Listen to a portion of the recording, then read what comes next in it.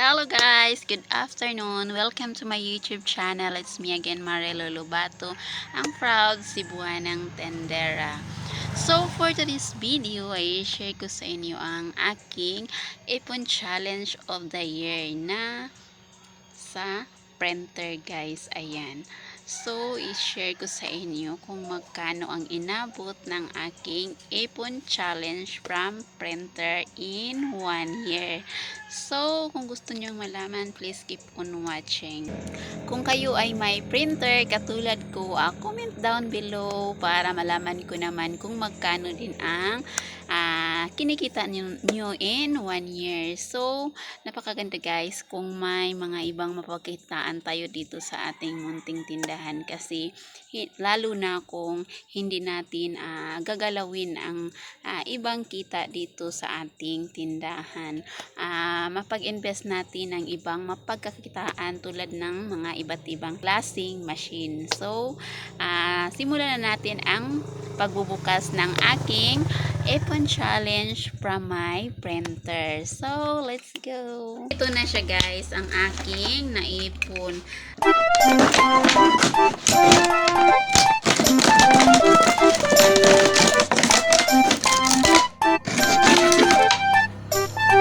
Ayan, madaming bills kasi may mga time na nagpiprint ako ng mga mucho at reviewer. Nagpiprint ako guys. So, ito na siya guys. So, ito na siya lahat guys. Ayan.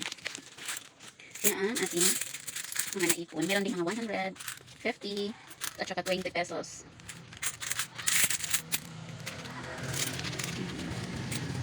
Ang plano ko kayo guys is sana makaakot ko ng pambili ng bingo machine sa tubig.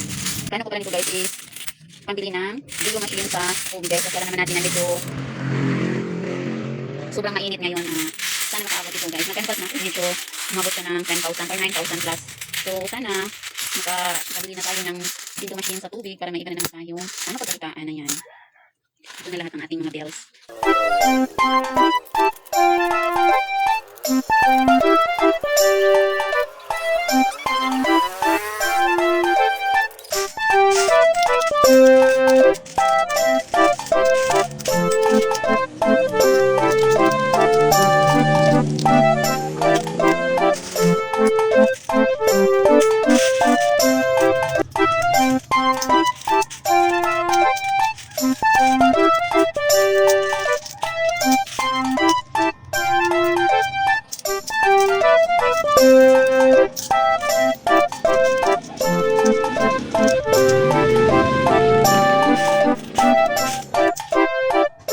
Ito na siya guys, natapos na tayo mag-arrange ng ating mga coins. Ayan, bilangin natin kung magkano ang inabot ng isang taon ng aking ipon challenge from my printer.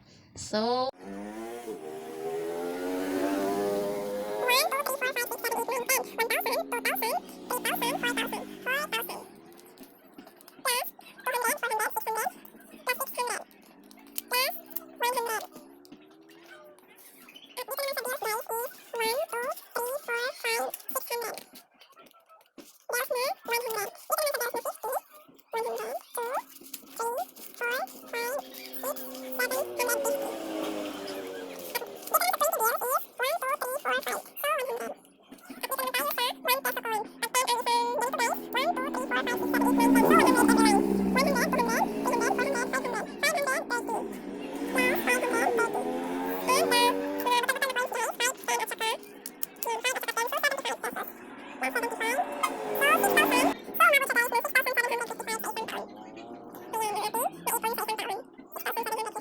ito na ang kita ko guys sa isang taon. So, 6,755 pesos. Ang punan pala sa aking printer guys is 9,500. So, hindi siya nakuha sa isang taon ang aking punan. Pero, hindi naman nauubos ang aking printer. Kumikita pa man ako sa mahabang panahon at sana lang hindi siya masira para may madagdagan pa ang kita natin. Saka siyang ibili ng another machine sa tubig. So, dadagdagan na lang natin sa ating kita sa tindahan para may another machine na naman tayo nga na-invest dito sa ating munting tindahan. So, that's all my video for today. Sana nagustuhan nyo ang aking video. So, please like, comment, and share. Please don't forget to subscribe, guys. Tulong nyo naman sa akin. Thank you for watching. God bless you as all. Bye-bye.